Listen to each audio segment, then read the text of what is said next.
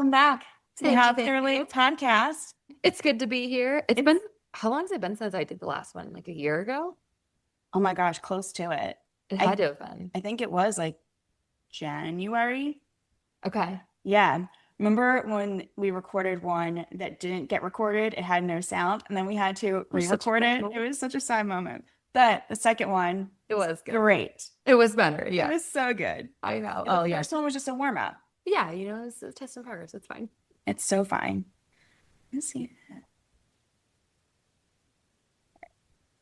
How's, So how's life? How are things going? life's good. Things are good. We were just in Charleston last weekend. Ugh, yes. Beautiful city, Mm-hmm. beautiful town, very aesthetically pleasing. Mm-hmm. Yes. As you mentioned, a city for the girls. Yes. Somebody was telling me actually after we've gotten back that it's like a 4-to-1 ratio of men to women. I believe it. Of women to men. Or yeah, did I say that backwards? Yes, way more women than men. Yes. Yes. And I was like, I didn't really notice it because we were doing lots of, I feel like, women related things where it was like going to like really cute places, doing a lot of shopping, like coffee shops. I was just like in our zone. Yeah. I was like, oh, interesting. I wonder if like it's probably true, but Oh yeah, for sure. Yeah. I can see why it's Bachelorette Nation. yes, 1000%. Yeah. I'd like to go back. Oh yeah, for sure. And I felt like everything you needed to look Instagrammable. So Yeah, we were. you needed to kind of look like you could get your picture taken at any moment. Yes, Yeah. I would agree, which I don't feel like I was fitting that aesthetic per se. Yeah. But now I know going back. Yes, now that we know this is the vibe. But not the vibe to find a man. No, no. Or it's the city for guys to move to. Like, Honestly, that's probably true. But I feel like if you move there based on how expensive it was, you'd have to have some deep pockets to be able to get what you want and to fit in with the culture and climate, if that makes sense. it is true. Yes, it's not cheap to be there. And given that the main industry is hospitality, it's kind of the tourism vibe. I'm like, how does this all work? Like, someone give me a breakdown as to how this works. But I feel like we didn't like where are the other jobs? Remember when we took that wrong turn that one time? And when you looked, if you're going over other bridges, I looked around there and I went, oh, that might be it. But I don't know what the industry was. It just looks Yeah. like maybe that there are other parts where more of the residents live. But I'm like, Agreed. even then, I don't know. Yeah, I don't, yeah, me either. So I don't know if I'll be moving there anytime soon. Yeah, yeah. It's funny because I've been, I mean, I say toying with the idea, but I loosely toy with the idea around relocating. Mm-hmm. And I went to Charlottesville and thought, okay, yes, I can see why people live here. I can see why this is a town to move to. I can see how it would be hard to be single in a town like Charlottesville because it's very family oriented. It feels like everyone kind of already has their community. It's a little bit smaller, and Richmond's an hour away. So it's like you have a city that's somewhat close, but not that close. And then with Charleston, it was like, the cost of living is definitely a lot higher than what we're used to, especially here in Raleigh. And also, if you're a single woman, the odds are not in your favor. But then also, I'm like, what do people do for work? Where are people hanging out? Is it very transient? Because it is like so many people kind of come and go there too. Do you have sort of a Nashville situation in a way? Well, because I feel like then you're getting into like, it was great for us to be there for the weekend, but I feel like then it's like, okay, but what does actual real life look like for people? Well, I was talking to, I think I've told you this, one of my friends who was also thinking about moving, and he was looking at going to Charlotte, and he was like, oh, it was just so much, like people were so much more approachable than Raleigh and stuff like that. And I had all these great experiences. And I was like, I can't decide if that was because, again, you're like, a tourist, which I mean, it's not that far, but it's like you're on vacation versus like, is that how it would be if you live there? Because we talked to a ton of people when we were there, when we were in Charleston. And even in Charlottesville, talked to a bunch of people. And then around here, I don't know what happens.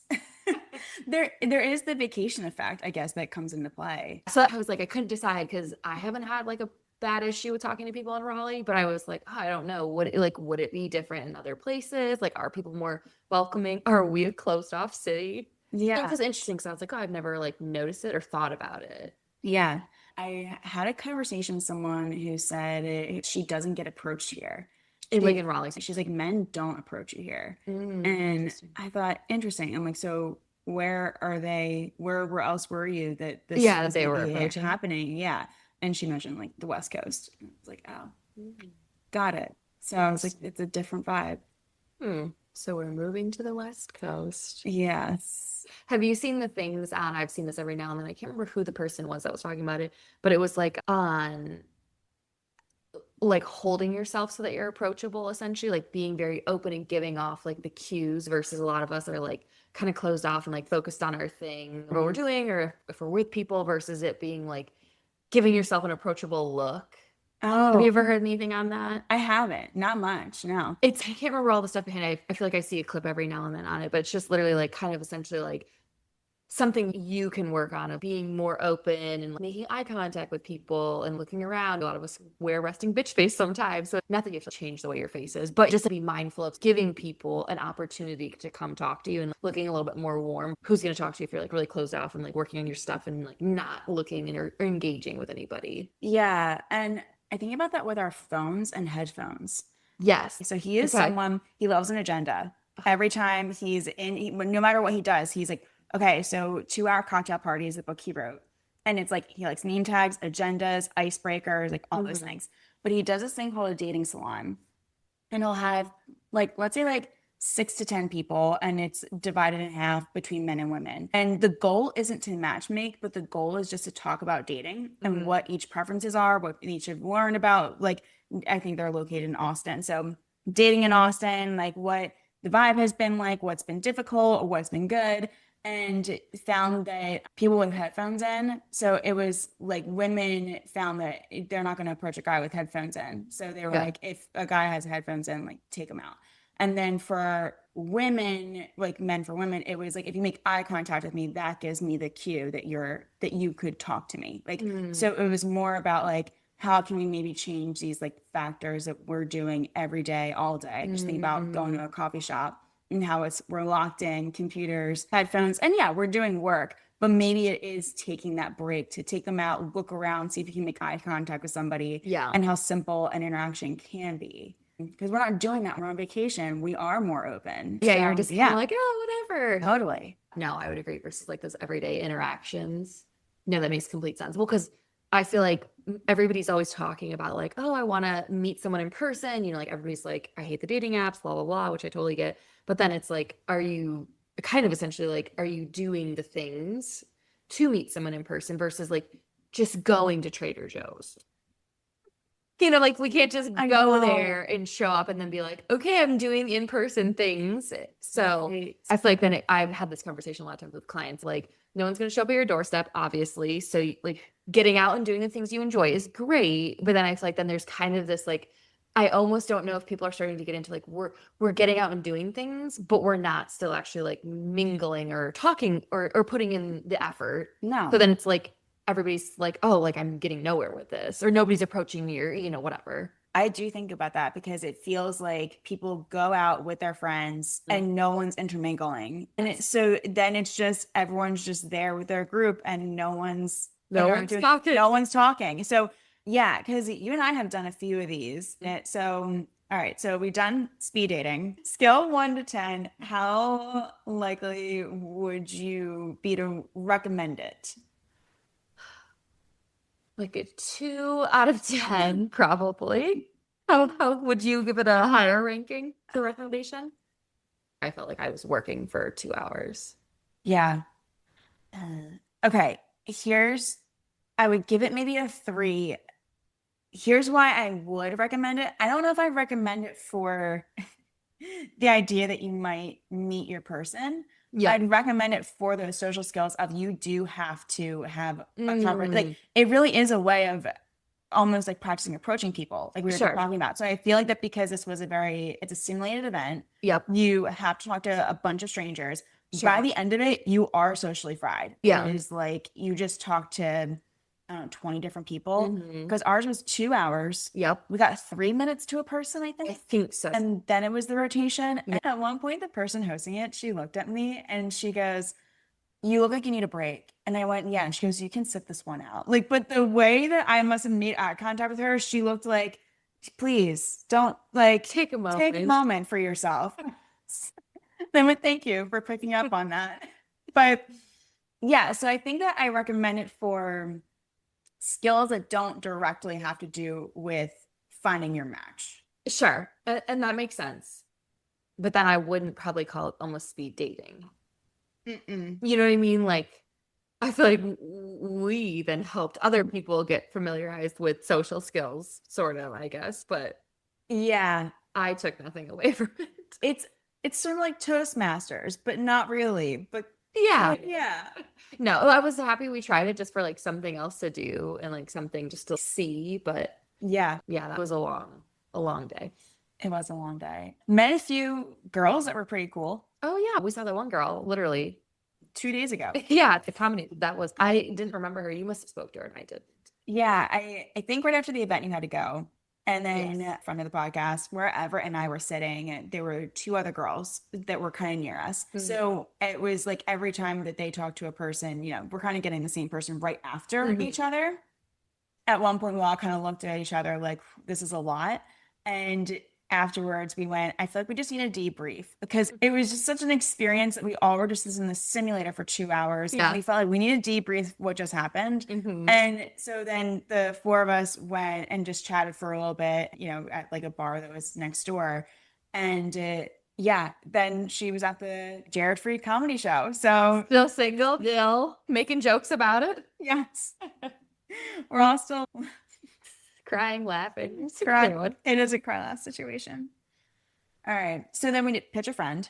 Yep. All right. Scale 1 to 10. How would you recommend it? I did like that. I would say that one I felt like more like a 7 out of 10 for me. Yeah. I feel like the pitching of the friends part, I don't think I was ever interested in anyone's profile. I felt like it was just like a fun activity in general. And I liked how you got to like kind of introduce the person and stuff like that, even though I wasn't maybe interested in any of those. But I liked the ambiance of the group, I think, better. Yeah. And I liked that they had name tags. And the name tags were like, if you're single, you have a certain color. Because I feel like everybody, that's half of everybody's like inner self-talk. Like, oh, I'm not going to approach someone because I don't know if they're single or like if they're here, like supporting a friend versus actually being more a part of the event. So I feel like that really took out the pressure for people. However, I feel like we're still getting into the same problem of like people aren't really approaching. I feel like it's just like a bunch of people standing around talking with the people that they came with. Mm-hmm. So yes, but I felt like the event overall was better, but I feel like it still runs into the same problem.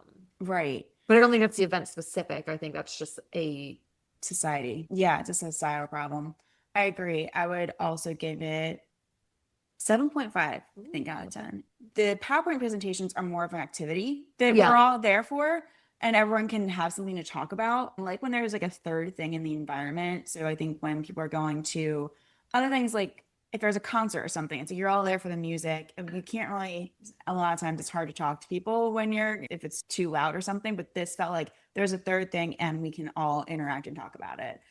That didn't really lead again to a lot of intermingling, but it took away all the barriers of why you might not approach somebody. Yeah. But I liked that it was interactive for the crowd and not just for the people doing the PowerPoints too. So, because I've seen some that are done in different ways. Like I've seen some that were on Instagram that are like you're sitting like it's almost like you're watching a PowerPoint presentation, and it's like you're sitting and then you have the people presenting.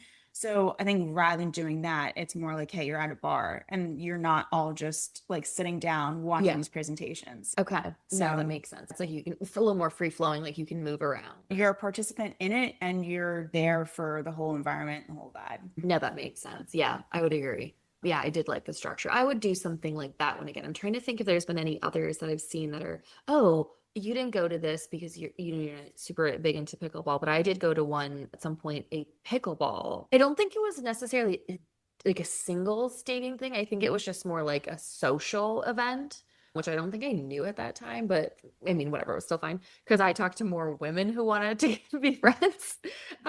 But that was another fun one because it helped bridge a little bit of the barrier of people not approaching each other because you literally would just put your paddles up and whoever you played with was like the 4 people you were playing with. And so then it was kind of forced you guys to talk because I feel like that's another issue where it's like people are at these things, but they're not like talking to each other. And so I do feel like that was almost like the next step where it was like, okay, we're all at a shared event. And then it's like you're being paired with people, again, maybe not who you necessarily always want, but it forces you to be in with those groups and talk to people at that. That's cool. So I feel like that was helpful where it was kind of like, okay, we're just like, we're literally forcing you guys to go do it. Did you switch groups or were you the same for? Nope, you switch groups. So sometimes I'd have no clue who I was even playing with until the court was free and then you grabbed your paddle and it was like, here are the people you're going up with.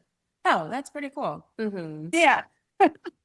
And it was actually super funny when we went. I was dying laughing because I played with some girl who was really good and we played against two guys and they were fine at playing, but she was so good that she served all 11 points to them and it was like 11-0.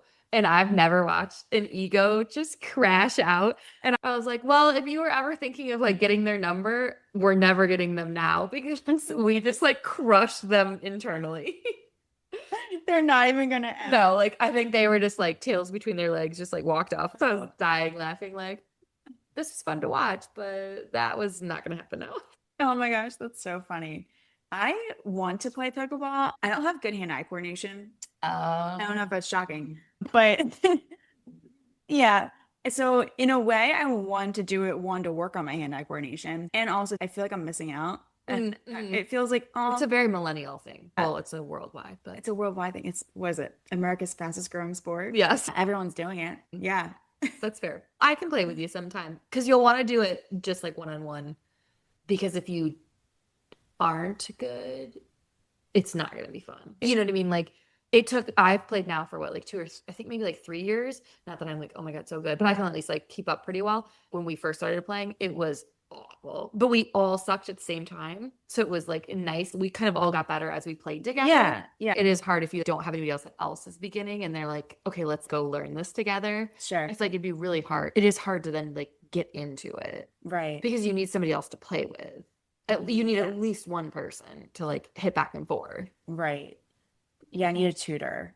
Yeah, I'll be your tutor. It's okay. Thank you. When I'm going home for Christmas, my dad's obsessed and he booked us a private lesson. So that's so fun. That's actually a really good Christmas like activity to do when you're home and it's like, hey, let's go do something. Yeah, we have nothing else to bond over besides pickleball. So he was like, do you want to do a lesson? And I was like, sure, you're paying. So sounds good. Sounds good. It was like something we can bond over. What a treat. So I'll come back with maybe like I'll have the lesson skills and then I'll be like, listen, I'll show you what I learned. Coach me so we can go to these events. Exactly. Oh my gosh. Run clubs aren't new. It's so funny. I was just talking to Jamie. I think Jamie and I did an episode, and the last time she and I used to do run clubs when we first moved here 10 years ago, which sounds crazy because we worked at a gym called Tap Out. And then we would go to run clubs to try and like, basically like they were sending us there to promote the gym. But then also we were just like, oh, well, now we're just in with the crowd and meeting people. But it was not what they are now. Most runners, when they're intense, are very, I want to say nerdy with it in the sense that you have your Garmin, you have your sneakers, you have a time that you want to hit. It's not a social thing. And the social thing happens afterwards and people are drinking beer and stuff. But it was, I would say it skewed older. At that time, I was 23. So I would say that most of the people that were attending were late 30s, 40s, 50s. So it wasn't this like, hey, what you see on Instagram now of like these really like hot people, 300 of them running down the street, and you're like, where did they all come from? And they're matching sets. And they're matching sets with like, exactly, like makeup on. It's a little intimidating. It is. Like I'm not a runner. You and I, you know that. But I feel like I'm like, oh boy. Yeah, it definitely can be. Like, I think I went to one around here and it's got like, I swear 300 people there. That's insane. It was overwhelming. I went with a couple of friends, one person who does this run club regularly. But the day that we went, it was in the summer and they were having a water gun fight afterwards. So it did, which I know it could go either way, right? I'm like, I don't know anybody. They all know each other. I'm not going to go and squirt somebody with a water gun that I don't know. So I was like, I think we're going to like kind of head out soon, guys. Like I was like, this has been like cool, but like, so I would absolutely go back. I mean, no one is advertising it as a singles run club, but you can kind of tell everyone's there for. And then there's another one I go to like pretty regularly and it's a little bit smaller and it feels a little bit better and people do like to run. And I think a few of them just ran Richmond again, but people show up with their friends. You kind of intermingle with other people there. And then I've seen some people and like some of my friend group, they'll go into the bar at their table. And I'm like, guys, like, aren't we all supposed to be out there like mingling with everybody? Isn't that part of this? Yeah. We're not all supposed to be like secluding ourselves here. But yeah, so would recommend. Okay. I would say, and here's the other thing.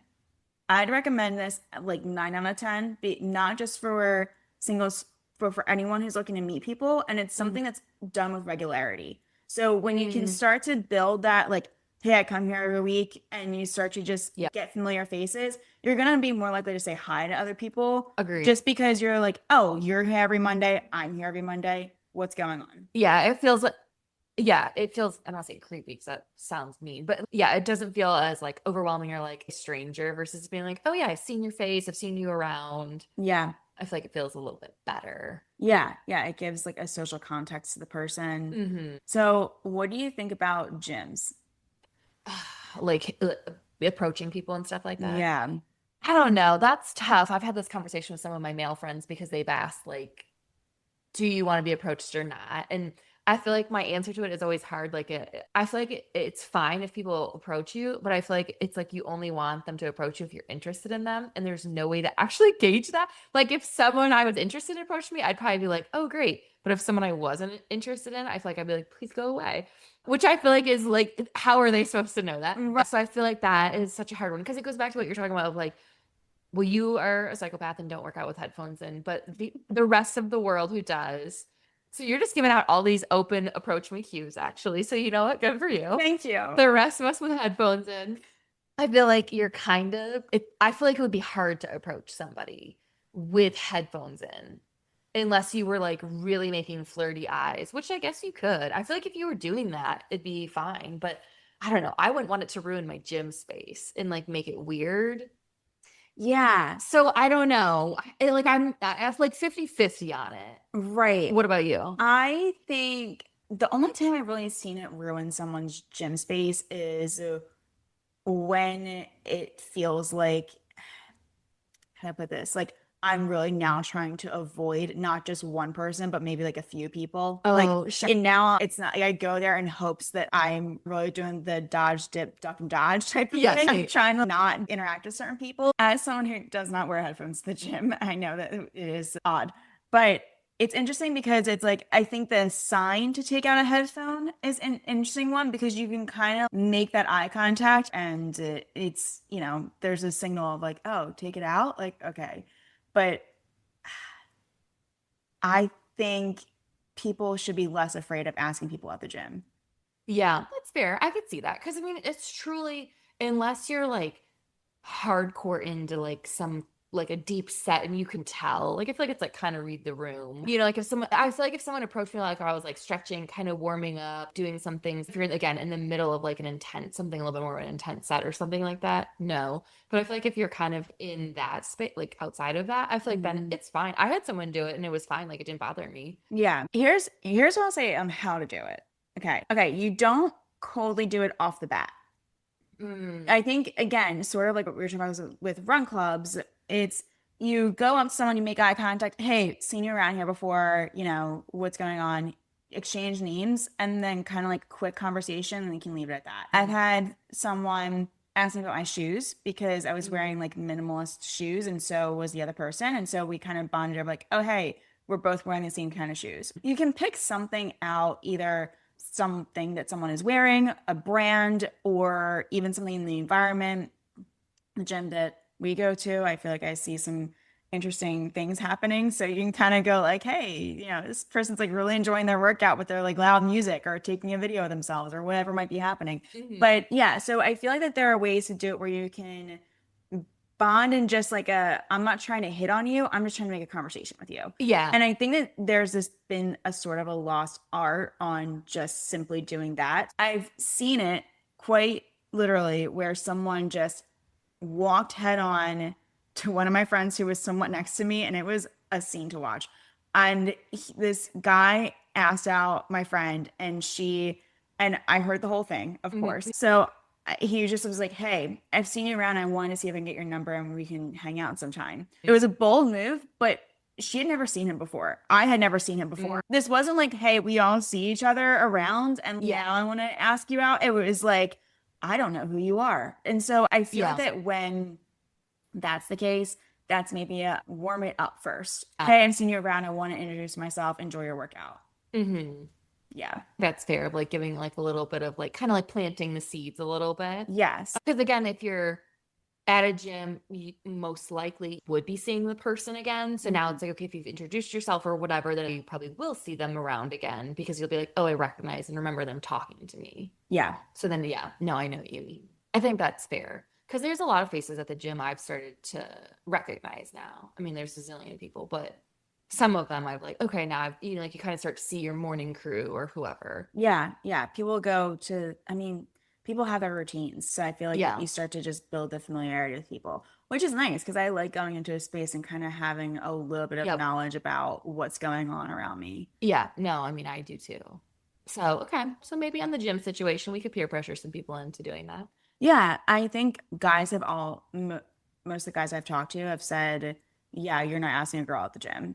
They're like, no, you're going to be the creep. And I was like, no, there's just a way to do it. And I was like, I don't, and I think the guys who I was having this conversation with, I would never put in the creeper category anyway. And I was like, I think it's just about, so I almost want to like help them also kind of get out of their heads about what this looks like. If it's just about how you do it and how you approach people. Yeah. Oh, I also feel like too, a lot of that can be, I feel like I see these, I don't even know if I would call it rage bait per se, but I feel like you'll see like on, whatever, Instagram, TikTok, where it'll be like somebody's posting something of like some guy who did something and it was really creepy and it was at the gym and they have it on video, right? So taping themselves and stuff. So I feel like almost some of that can give that impression of how it's being perceived. And like you said, I feel like it's all about the approach and how you're managing it. And again, if you're reading social cues, right? Like, you know what I mean? Like I feel like most regular people are able to gauge like, okay, I feel like there's some good banter or whatever versus it like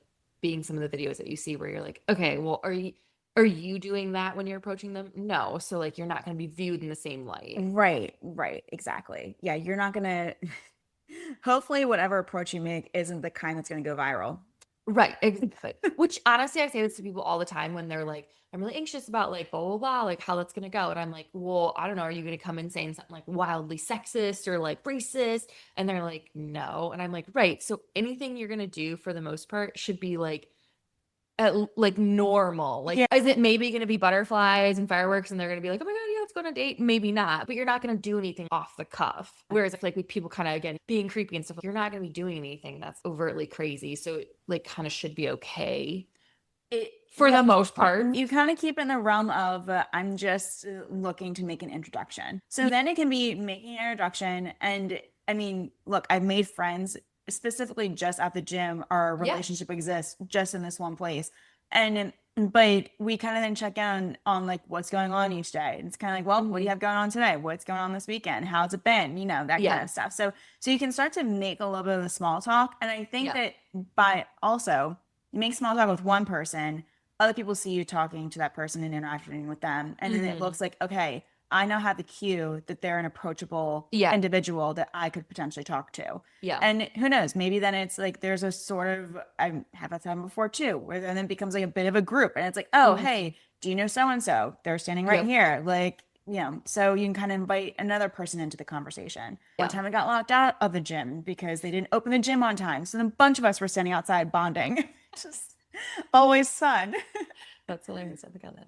I was so annoyed. Oh, that's funny. I'm trying to think like how to word this. Where the goal of like talking to other people is in the sense like you're trying to build community versus it being like my sole focus is like trying to find a partner and like finding the one. Because I feel like then that can come off a certain way. Or again, it's almost like you're trying too hard to, and you're hyper fixating on this one thing that you don't have and that you want. And then I feel like it almost like somehow shoots you in the foot. Yeah. And so I feel like in that way, it's like if I'm again just kind of going in with like building community and like connection and like obviously the goal might be like I hope I do find someone, but I feel like then it maybe allows you to be more open to it, and then people can kind of be like oh, like here's someone I know that might be a good fit, or again like I was thinking of you to set this person up. Like I feel like it gives you a little bit more opportunity to do a little bit more of that versus it just being like I'm going in and asking these people to go on dates because that's what I'm interested in. Yeah, exactly. It works in your social. I like to say you need to have scrimmages before you get to the Super Bowl. The Super Bowl is if you're looking to ask somebody out, you don't want to just coldly jump into that because that can feel like, again, a lot of pressure and also a lot of pressure for you and the other person. Yeah. Whereas if you're just kind of going in and building community, then I think that focus will then naturally lead to potentially other opportunities. Yeah. So I like that advice. Thank you. Yes. We'll try and follow it. Yeah. Jamie likes to give me homework on what I need to be doing for my dating life anytime I talk with her, Lovely. which is so fun. Yeah. So I'm sure that I'll be added to the list. I could probably work on that too. I am not great at the gym of talking to people besides you. I'm like, hey, I know you. And then I put my headphones back in. Yeah, exactly. Which, yeah. I mean, look, I've been there for, oh my God, 4 years at this point. And I still talk to the same 4 people. So that's fine. Get your people and that's it. Yeah. Yep. Yeah. It starts with 4. Who knows? Maybe it'll build. Okay. Dating conversations. All right. So what do you think needs to be covered in a first date? Is it someone you've met on a dating app or in the wild? Because I feel like I've learned that if you've met on a dating app, you have collectively more information about them than versus someone you don't know anything about. Interesting. Okay, we want to do both? Sure. Okay, so I feel like if it's someone you've met on the dating app, I feel like most people, for the most part, have their, at least the big ones for me, are like their religion and if they want kids or not. You need to go into religion because you've had a couple of dating experiences. Yeah, you've had some experiences here. So I would say usually on like the first or second date, pending like how the date's going in conversation wise, if I can sneak it into the first date. And honestly, if I feel like I'm interested in going on a second date, I'll ask it on the first. And I feel like for the sake of not wasting people's time, I feel like approaching the religion one is a good way to quite literally know if there's going to be a second date. So I do usually ask people, and I feel like I like to frame it in a way of like, what does this look like for you? And kind of how important is that in your life? And just kind of all the things, especially too, because I feel like a lot of people, their religion shows up differently maybe for them in that moment. But then when you start talking about how do you want that to look like for your future, AKA kids, I feel like that can kind of, I don't want to say change their answer, but it kind of changes how they answer it versus like how they're doing it just for themselves. And so to me, I'm fine with approaching that because again, I don't want to waste my time and I don't want to waste theirs and I don't want to get connected to somebody and like plan these things, do all this conversation if it's ultimately going to be something we're not going to agree on or it's not going to align. So to me, I'm fine with asking that. But I don't know if some people think that's too forward of like, oh no, I want to build things before we get into that. No, I think that's actually, I think it's good to have some of these harder conversations kind of right off the bat because you're kind of looking for what are some of the things that you're looking for in a partner and and is that something that you can see happening here? Yeah. Yeah. And yeah, I think that that's a good way of like, because the way you also ask it on a first date, I think is a good way of asking it. I don't think it's ever been received badly. Like it's never like, no, what's this? You know, it's just like, hey, like, what does this look like for you? How important is it? Like, kind of how do you operate now? I feel like everybody I've ever asked it to has always been super receptive to that. And then a lot of times they'll kind of give me their answer. I'll kind of let them know where I stand. And then if it's maybe not exactly like in alignment, I kind of tell people like, that's maybe something for you to think about of what that looks like, or if that's something that like kind of maybe there's some wiggle room on how you stand on it, or if that's a firm, like this is what I need, what this looks like, because if that's the case, then like we're not going to be a good fit. Right. I mean, again, I go back to the show Nobody Wants This because that's literally the whole show is that he's a rabbi and I don't know if I want to convert. So yeah, but I think what I like about the show is that it was 2 people who went into it knowing that this was going to be a friction point. Yeah. And trying to see if they could, where are they going to be willing to compromise? Yeah. So with how they're handling the show, I think that what I do like is the continuous conversation of we know that we want to be in this relationship, but how are we going to handle this? Yeah. And like, I think that dating now at this point has gotten this connotation that needs to be so frictionless that you shouldn't be having, that basically if we're not on the same page, then that's a no. But I don't even know if people are truly self-reflecting on what that means for them. Sure. When I hear of people kind of going like, I don't really know, I just know that it's somewhat important, what I would challenge that is what are your true values that maybe exist under faith? Like if it's kindness, if it's compassion, if it's treating others the way you want to be treated, if it's community service, it's giving back to the community. What are some of the things that maybe exist in that? And how maybe that could be given into a partnership in other ways that maybe aren't directly to do with religion. But I think that there is a bit of a spectrum here that could be fluid and flexible while also understanding where it is like maybe deal breakers and there is some more rigidity and structure around it. Yeah. No, I think that's very fair. I think the hard part with that is that would probably consist of them having to probably do a lot of that reflection or understanding. I feel like nobody wants this. His name's Noah, right? Yes. I feel like he probably has maybe, well, in this made up character, he's got a little bit more of like the depth and understanding around what that looks like for him maybe and is exploring that. Whereas I feel like a lot of maybe people I've experienced maybe fully don't. And I don't think there's a way to do that without like literally like playing therapist for them of like, ooh, it'd be like me having to be like, oh, like exploring some of those things. But then I feel like at that rate, then you're playing therapist. Which is really hard to not do sometimes. Yeah. Yeah, no, you're right. I mean, yeah, it's like, it's hard because it's almost wanting to toss that ball into someone else's court and ask those questions. But on the flip side, it is that might be their own work.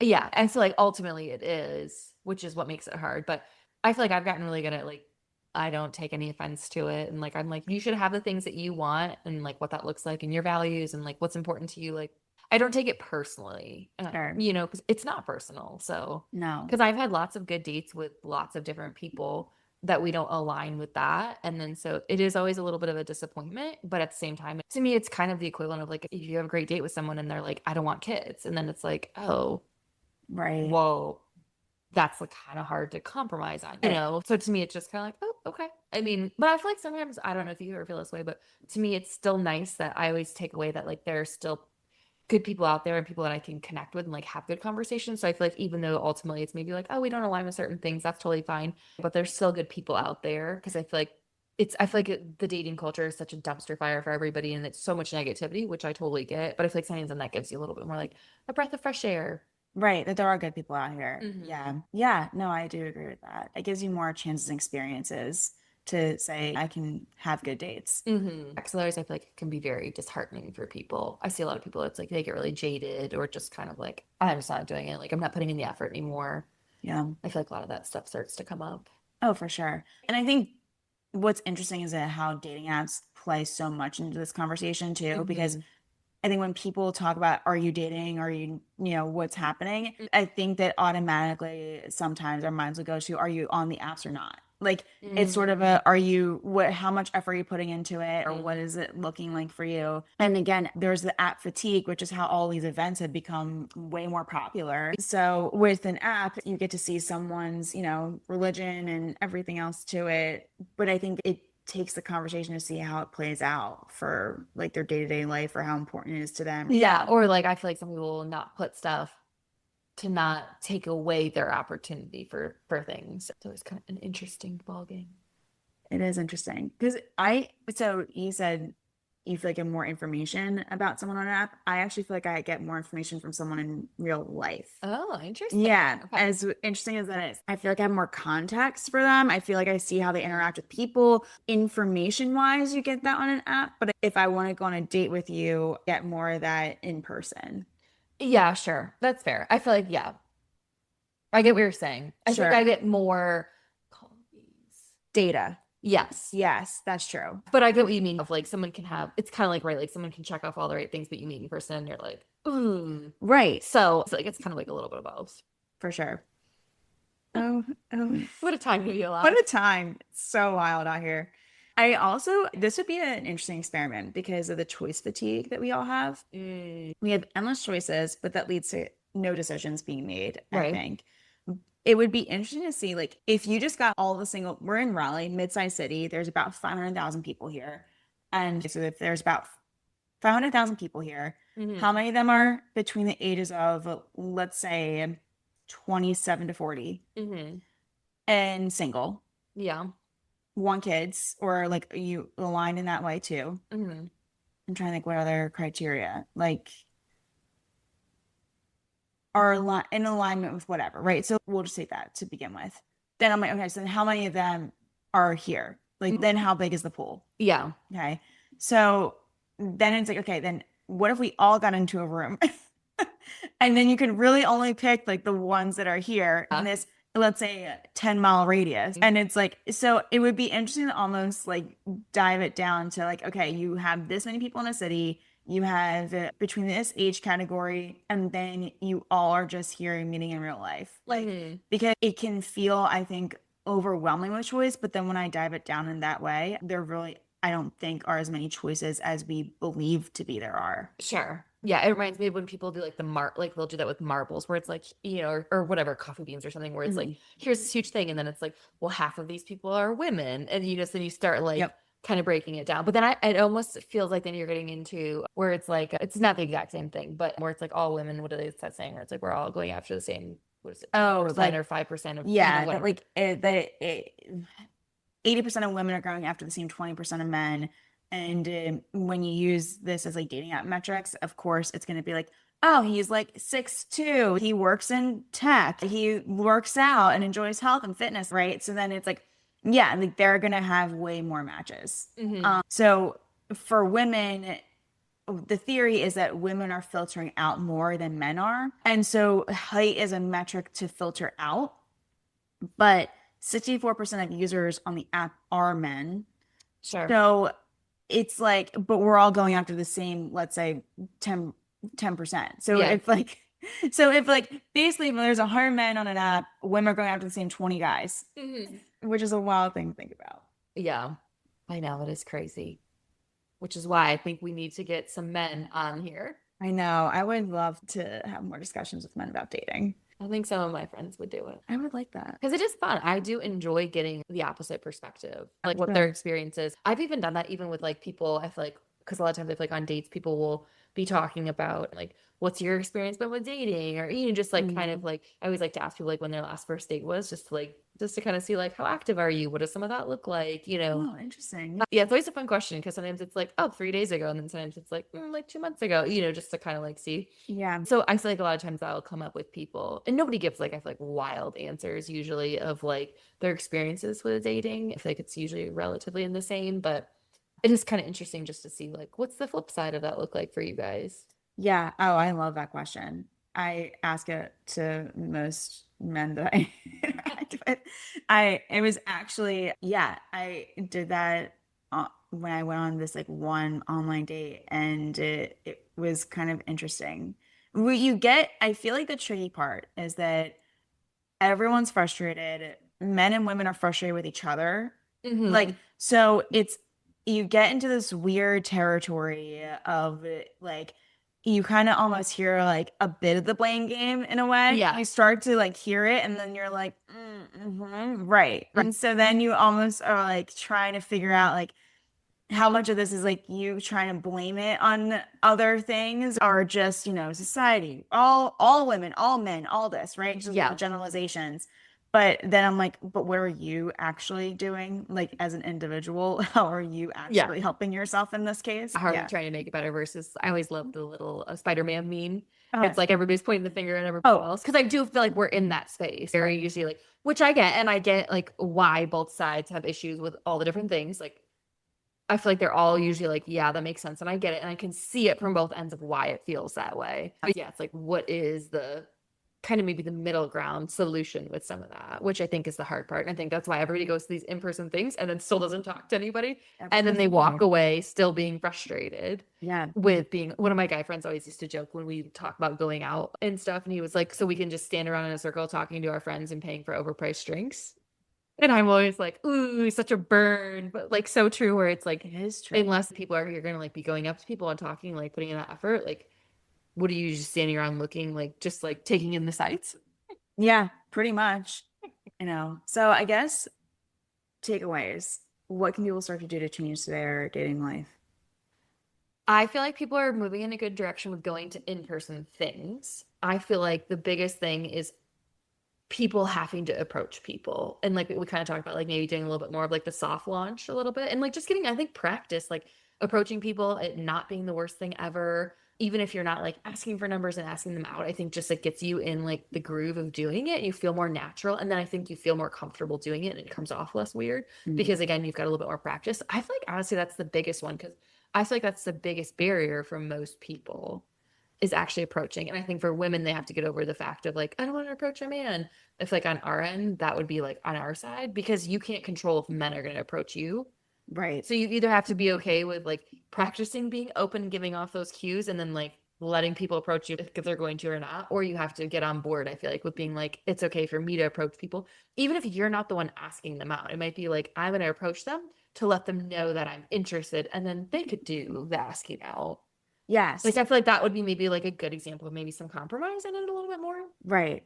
There's a great analogy that it's like in the 1920s, women would drop a handkerchief and Yes. for the guy to pick it up. So then it's like, it's sort of like you're dropping the handkerchief to kind of say like, oh, I'm interested. So that it's like, oh, like this is like a way to lead into a conversation. Yeah. I like that. There's something I like to give people in a way. It's called the barista challenge. That's what I named it. Ooh. So do not do this when there's like a line out the door, but when it's sort of a casual, like, you're in line and you have a conversation with the barista. And what I like about this is that the barista is the host of the party. Part of their job is to make you feel welcome, make you feel comfortable. Most of the time, especially around here, they're happy to do this. They're happy to give input or insight or whatever. And ask them their opinion about something. Even if you order a straight black coffee every time, ask like, hey, which one do you prefer? Do you prefer this blend versus this blend? Or how do you take it? Or if there's a new drink on the menu, and I say like, oh, what's that like? For them to comment on something. So you get a little bit more of a small talk banter in a way that feels like you're not going to be shut down. You're not going to be rejected. They're taking your money. It's fine. You're literally paying for this. So, and it's good practice. Who knows? Maybe you get someone else in line who's like, oh, did you see this one here? Or one time I walked in and someone was trying to decide what they wanted. It was a place that I go to all the time. And they're like, oh, I don't know what I want. And I was like, well, everything's good here. So you're in good hands.